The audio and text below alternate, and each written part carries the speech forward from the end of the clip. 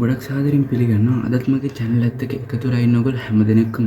ඉතින් අද මම මේ වීඩියෝෙන් ඔයගොල්ලොත් එක්ක කතා කරන්න බලාපොරොත්තු වෙන්නේ දර්ශක නීති ගැන. ඉතින් දර්ශක නීති කිව්වහම සාමාන්‍ය පෙළ ඒ වගේම උසස් පෙළ විෂයන්ට දර්ශක නීති තියෙනවා. ඉතින් මේ දෙගොල්ලන්ටම ගැලපෙන විදිහේ වීඩියෝ එකක් තමයි අද මම ඔයගොල්ලන්ට අරන් ඉන්නේ. ඉතින් මේ වීඩියෝ එක දිගටම එකතු වෙලා හිටියොත් ඔයගොල්ලන්ට දර්ශක නීති ගැන හැම දෙයක්ම 100%ක්ම ඉගෙන ගන්න පුළුවන්. ඉතින් එහෙනම් වැඩි කතා ඕනේ අපි යන් අද වීඩියෝ එකට. ඊට කලින් මතක් කරන්න දෙයක් තියෙනවා. මගේ channel එක තාමත් ඔයගොල්ලෝ subscribe කරලා නැත්නම් subscribe කරලා දිගටම මාත් එක්ක එකතු වෙලා ඉන්න. එහෙනම් වැඩි කතා ඕනේ අපි යමු අද වීඩියෝ එකට. ඔක්කොටම කලින් අපි බලමු මොකද්ද දර්ශකයක් කියන්නේ කියලා. ඉතින් මම ඔයගොල්ලන්ට ලියලා තියෙනවා බෝඩ් එකේ පොඩි දෙයක්. ඉතින් මේකේ දර්ශකයේ කියවම දර්ශකයක් කියන්නේ මෙන්න මේ වගේ එකකට. මෙන්න මේකට තමයි දර්ශකය කියන්නේ. මේකට තමයි පාදය කියලා අපි කියන්නේ. ඉතින් අපි අද ඉගෙන ගන්න මෙන්න මේවා ආශ්‍රිත සංඛ්‍යා පිළිබඳව දර්ශක පිළිබඳව තමයි අද ඉගෙන ගන්න යන්නේ. හරි ඉතින් අපි බලමු පළවෙනි නීතිය මොකක්ද කියලා. ඉතින් මම ඔයාලට පළවෙනි නීතිය ලියලා තියෙනවා. ඉතින් මේ නීතිය තමයි පාද සමාන බල ගුණ වෙද්දී ඒ බලවල දර්ශක එකතු වෙනවා. ඉතින් ඔයගොල්ලන්ට පේනවා ඉතින් මේකේ පාද සමානයි. දෙකෙන්ම A කියන පාදේ තියෙන්නේ. එතකොට අපිට මේකේ දර්ශක මෙන්න මේ විදිහට ලියන්න පුළුවන්. A මෙතන දර්ශක ලියන්න පුළුවන්. M ගන්න N කියලා. ඉතින් මේක තමයි පළවෙනි නීතිය. අපි බලමු මේ නීතිය උදාහරණයක් ඇසුරෙන්. උදාහරණයක් විදිහට මම ගන්නවා x වල 5 බලය වැඩි වීම x වල 2 බලය. ඉතින් මේක අපිට ගන්න පුළුවන් x වල 5 2යි 7යි අපිට ගන්න පුළුවන් x වල 7 වෙනි බලය කියලා. ඉතින් මේක එන්නේ කොහොමද?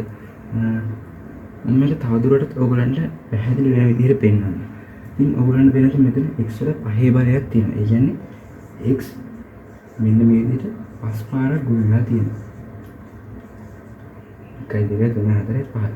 x 5 පාරක් ගුණ වෙලා තියෙනවා. ඊට පස්සේ ආයෙත් ගුණ වෙලා තියෙනවා x දෙපාරක්. දැන් මෙතන x 7 පාරක් ගුණ වෙලා තියෙනවා. ඉතින් මේ තියෙන්නේ x 7 පාරක් ගුණ වෙලා ඒ කියන්නේ අපිට පුළුවන් මේක x වල 7 වෙනි බලය කියලා කියන්න. ඉතින් මෙන්න මේ විදිහට තමයි පළවෙනි නීතිය දර්ශකවල පළවෙනි නීතිය අපි ඉගෙන ගත්තේ. හරි අපි එහෙනම් බලමු මොකද්ද දෙවෙනි දර්ශක නීතිය කියලා. ඉතින් මම ඔයගලන්ට ඒක බෝඩ් එකේ ලියලා තියෙනවා. ඔයගලන්ට පේනවා මේ දෙකෙම පාද සමානයි. දර්ශක දෙක වෙනස්. ඉතින් මෙතනදී බෙදීමක් තමයි වෙලා තියෙන්නේ.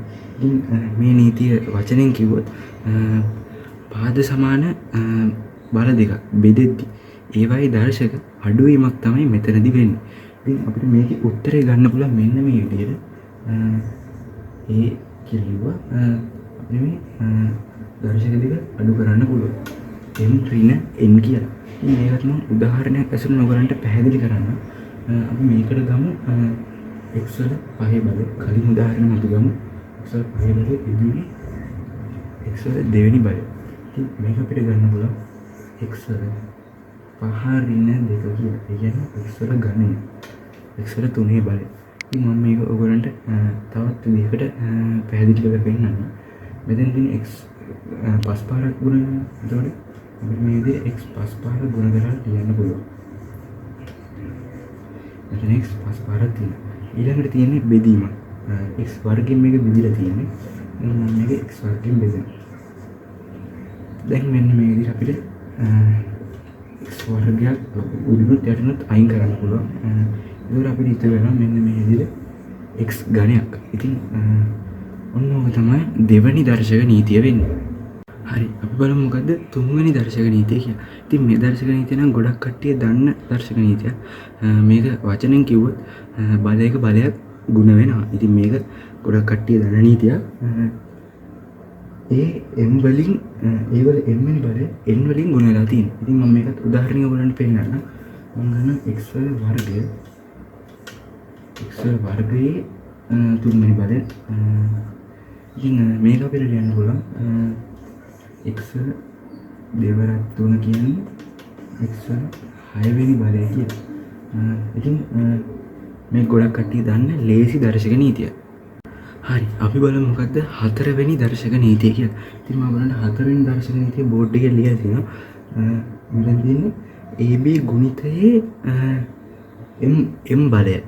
AB ගුණිතයේ m බලය. ඉතින් අපිට මේක ලියන්න පුළුවන් මෙන්න මේ විදිහට A වල m බලය B වල m බලය කියලා.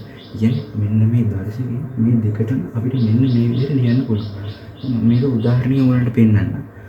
අපි හිතමු AB කියන්නේ xy කියලා. AB කියන්නේ xy. අපි m කියලා හිතමු 3. ඒ කියන්නේ බලය 3. හරි. ඉතින් මේ වගේ එකක් අපිට ලියන්න පුළුවන් මෙන්න මේ විදිහට x වල 3 වෙනි බලය y වල 3 වෙනි බලය කියලා. ඉතින් මේක තවත් විදිහට කියනවා නම් මෙන්න මේ විදිහට කියන්නේ මේ තියෙන්නේ xy වල ගණනේ. ඒක අපිට ඒක ලියන්න පුළුවන් xy ගුණ කිරීම xy ගුණ කිරීම xy කියලා. ඉතින් ඔයාලට පේන ඇති මෙතන x වල 3ක් තියෙනවා. ඒ කියන්නේ x ගුණිත 3ක් තියෙනවා. ඒතකොට අපිට x වල ගණය වෙනම ලියන්න පුළුවන්. මෙතන y ගුණිත 3ක් තියෙනවා. මේක y වල ගණය වෙනම ලියන්න පුළුවන්. ඉතින් ඔන්න ඕක තමයි හතරවෙනි දර්ශක නීතිය. හතරවෙනි දර්ශක නීතිය කියන්නේ මෙන්න මේ වගේ ගුණිතයක් තිබ්බම ඒ ගුණිතයට අපිට දර්ශකේ වෙනම දෙන්න පුළුවන්. ඒක තමයි හතරවෙනි දර්ශක නීතිය. හරි අපි බලමු පස්වෙනි දර්ශක නීතිය මොකක්ද කියලා. ඉතින් මේ දර්ශක නීතියේදී වෙලා තියෙන්නේ බෙදීමක් තමයි වෙලා තියෙන්නේ. බෙදීමක සම්පූර්ණ බලය තමයි මෙතන තියෙන්නේ. ඒ බෙදීම දීගේ m වෙනි බලය තමයි මෙතන තියෙන්නේ. ඉතින් අපි කලින් දර්ශක නීතිය ඉගෙන ගත්තා. ගුණිතයකදී අපිට ඒකේ දර්ශකයේ නැත්නම් බලය වෙනම දෙන්න පුළුවන්. ඉතින් මේකෙත් ඒ විදිහම තමයි මේ බෙදීමේ ඒටයි මේටයි දර්ශකයේ වෙනම දෙන්න පුළුවන්. ඒ කියන්නේ A බෙදීම A වල m වෙනි බලය බෙදීම B වල m වෙනි බලය කියලා අපිට ලියන්න පුළුවන්. ඉතින් මේකට උදාහරණකින් පැහැදිලි කරනවා නම් අපි හිතමු x බෙදීම y කියලා. x බෙදීම y කියලා තුන්වෙනි බලය x බෙදීම වගේ තුන්වෙනි බලය අපිට ලියන්න පුළුවන්. x ට වෙනම තුන්වෙනි බලය බෙදීම y ට වෙනම තුන්වෙනි බලයක් විදිහට ලියන්න පුළුවන්. මේක තවත් ලේසි විදිහට කියනවා නම් මෙතන x බෙදීම y කියන එකේ සම්පූර්ණ ගණනය. ඒතර අපි මේක x බෙදීම y තුන් පාරක් මෙන්න මේ විදිහට ලියන්න පුළුවන්. x බෙදීම y ගුණ කිරීම x බෙදීම y ගුණ කිරීම x බෙදීම y කියලා. ඉතින් මේකේ හරයන් ටික වෙනමත් ලවයන් ටික වෙනමත් අපිට ගුණ කරලා දාන්න පුළුවන්. හරයන් ටික ගුණ කරොත් y ගන්න. ලවයන් ටික ගුණ කරොත් x වල ගන්න. ඉතින් මේ උත්තර දෙකම එකම උත්තරේ තමයි එන්නේ. ඉතින් ඕක තමයි පස්වෙනි දර්ශක නීතිය වෙන්නේ. හරි අපි බලමු මොකද්ද හයවෙනි දර්ශක නීතිය කියලා. ඉතින් හයවෙනි දර්ශක නීතිය බලන්න පේනවා ඉතින් x වල ඍණ k වෙනි බලයක් තමයි තියෙන්නේ. ඉතින් අපිට මේක දර්ශක නීතියට අනුව ලියන්න පුළුවන් මෙන්න මේ විදිහට කියනට x වල k වෙනි බලය ඝන k වෙනි බලය කියලා. ඉතින් ඕක තමයි හයවෙනි දර්ශක නීතිය වෙන්නේ. ඉතින් මම මේක ඔයගලන්ට සරලව තේරෙන විදිහට පැහැදිලි කරලා දෙන්නම්. ඉතින් ඔයාලට මතකද කලින් අපි ඉගෙන ගත්ත දර්ශක නීතිය දර්ශක දෙකක් බෙදීම. ඒ කියන්නේ මෙන්න මේ වගේ එකක් ඒ වල m වෙනි බලය බෙදීම ඒ වල n වෙනි බලය කියලා. ඉතින් මෙන්න මේක ඇසුරෙන් මේ නීතිය ඇසුරෙන් මම ඔයාලට මේක පැහැදිලි කරලා දෙන්නම්. මම මේකට උදාහරණයක් ගන්නම්. x වල වර්ගය බෙදීම x වල භාගය. ඉතින් මම මේක ඔයාලට මම කලින් මේ දර්ශක නීතිය හදද්දී දෙවෙනි විදිහට කියලා දුන්නා. දෙවෙනි ක්‍රමයට කියලා දුන්නා. විදිහට මුලින් හදලා දෙන්නම්. මේක අපිට ලියන්න පුළුවන් x වැඩි කිරීම x බෙදීම x වැඩි කිරීම x වැඩි කිරීම x වැඩි කිරීම x වැඩි කිරීම x කියන x පස් පාරක් වෙන්නේ. මෙහෙම ලියන්න පුළුවන්. ඉතින් අපිට මේක ලියන්න පුළුවන් මෙන්න මේ විදිහට එකයට x වල ඝනය කියලා. එකයට x වල ඝනය කියලා අපිට මේක ලියන්න පුළුවන් මෙන්න මේ විදිහට. ඕක තමයි මම හදපු දෙවෙනි ක්‍රමයෙන් අපිට ආපු උත්තරේ. බලමු පළවෙනි ක්‍රමය. මොකද්ද පළවෙනි ක්‍රමය? පළවෙනි ක්‍රමය තමයි බලන්න මතකදී ඒ වල n වෙනි බලය මම බෙදුවා ඒ වල n වෙනි බලය ඒක මම ලියුවා ඒ වල n වෙනි බලය ඍණ ඒ වල n වෙනි බලය කියලා. එහෙම ලියලා තමයි මම ඔයාලට පළවෙනි ක්‍රමෙදි කියලා දුන්නේ. ඉතින් අපි ඒ ක්‍රමෙත් මේක හදලා බලමු. මෙතන තියෙනවා x වල දෙවෙනි බලය. මේකේ n වෙනකොට මෙතන තියෙන්නේ 5. ඒක අපිට ලියන්න මෙතන ඉන්න 5 කියලා. ඉතින් දෙකෙන් 5ක් අඩු නම් ඍණ 3යි. ඒත් x වල ඍණ 3 වෙනි බලය කියලා අපිට උත්තරේ එනවා. ඉතින් ඔයාලට පේනවා ඇති මෙහෙම හැදුවම මෙන්න මේ වගේ උත්තරයක් ආවා. මෙහෙම හැදුවම මෙන්න මේ වගේ උත්තරයක් ආවා. ඒ කියන්නේ මේ දෙක සමානයි කියන්නේ අපිට මේක ලියන්න එකයට x වල ගණනය සමානයි x ඍණ 3 කියලා. ඒ කියන්නේ මෙන්න මේ වගේ එකයට තිබ්බොත් අපිට ඒක ඍණ බලයක් විදිහට උඩට කියන්නේ ළඟට අරගෙන ලියන්න පුළුවන්. එහෙම නැත්නම් ඍණ බලයක් තිබ්බොත් අපිට ඒක හරියට අරගෙන ධන බලයක් විදිහට ලියන්න පුළුවන්.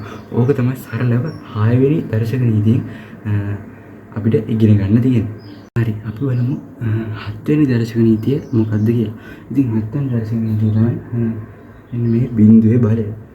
ඉතින් x වල බිඳුවේ බලය කියන්නේ කීයද? x වල බිඳුවේ බලය බිඳුවයි. නැහැ x වල බිඳුවේ බලය බිඳුවයි නෙමෙයි.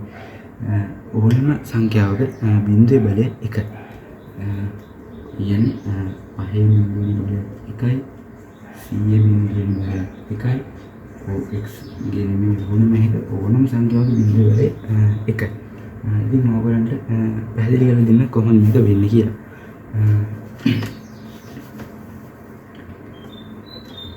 හරි x ගේ බිඳුවේ බලය 1යිනේ. ඉතින් අපි ඒක මෙන්න මේ විදිහට හිතමු. අපි හිතමු x කියන්නේ 5යි කියලා. ඒ කියන්නේ 5 බිඳුවේ බලය. අපි නෝන 5 බිඳුවේ බලය අපි දැන් හිතමු දන්නේ නැහැ කියලා. ඉතින් 5 බිඳුවේ බලය අපිට මෙන්න මේ විදිහට ලියන්න ඕන.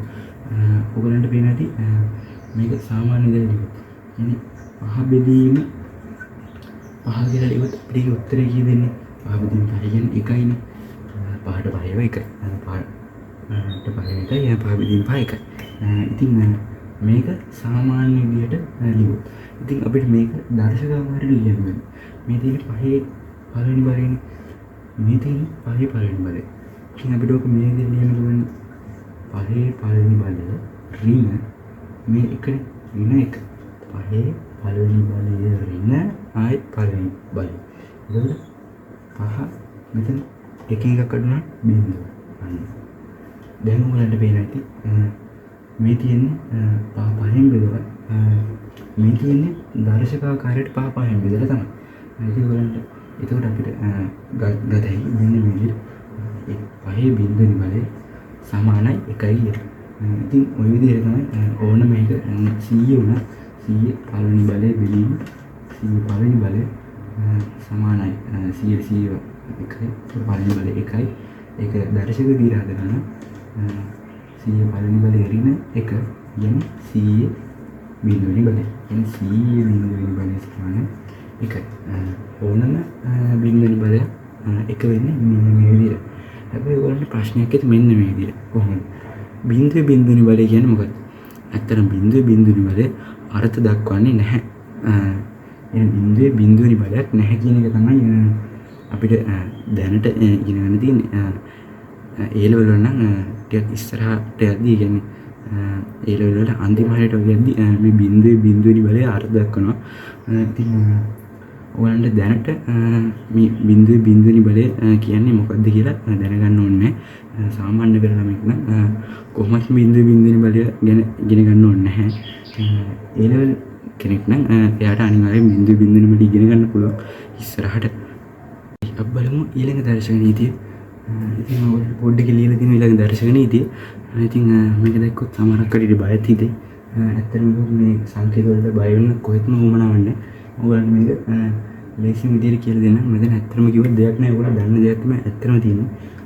මෙතන තියෙන K1 වැඩි කිරීම x වල m වෙනි බලය වැඩි කිරීම K2 වැඩි කිරීම x වල n වෙනි බලය. ඉතින් මේක අපිට දර්ශක නීතියට ලියන්න පුළුවන්. මෙන්න මේ විදිහට K1 වැඩි කිරීම K2 වැඩි කිරීම x වල m ධන n කියලා. ඉතින් ඕක තමයි දර්ශක නීතිය වෙන්නේ. ඉතින් මම ඔයාලට මේක ලේසිම විදිහට කියලා දෙන්න. ඉතින් මේ දර්ශක නීතිය පැහැදිලි කරන්න මම ඔයාලට K1 කියන්නේ x කියලා හිතමු. K1 කියන අපි හිතමු 2 කියලා. x මෙතන x වල දෙවෙනි පදේ අපි හිතමු x වල වර්ගය කියලා. ඒ වගේම මෙතන k වල දෙවෙනි k2 අපි හිතමු 3යි කියලා. x වල දෙවෙනි පදේ අපි හිතමු x වල ඝනය කියලා.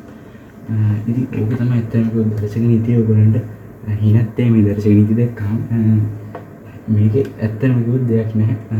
මෙන්න මේ සංඛ්‍යා දෙක වෙනම ගුණ කරලා දානවා. දර්ශක දෙක වෙනම ගුණ කරලා දානවා. මේ දර්ශක දෙක මේ ගුණ කරාම මේ සංඛ්‍යා දෙක ගුණ කරාම 2 3 6යි. දර්ශක දෙක ගුණ කරාම ඔයගොල්ලන්ට කලින් කියුණානේ මෙන්න මේ විදිහට දර්ශක දෙක මේ විදිහට එකතු කරන්න පුළුවන්. يعني x වල හරි. ඔන්න විදිහට අපිට මෙන්න මේ නීතිය ඇසුරෙන් මෙන්න මේ උත්තරේ ගන්න පුළුවන්.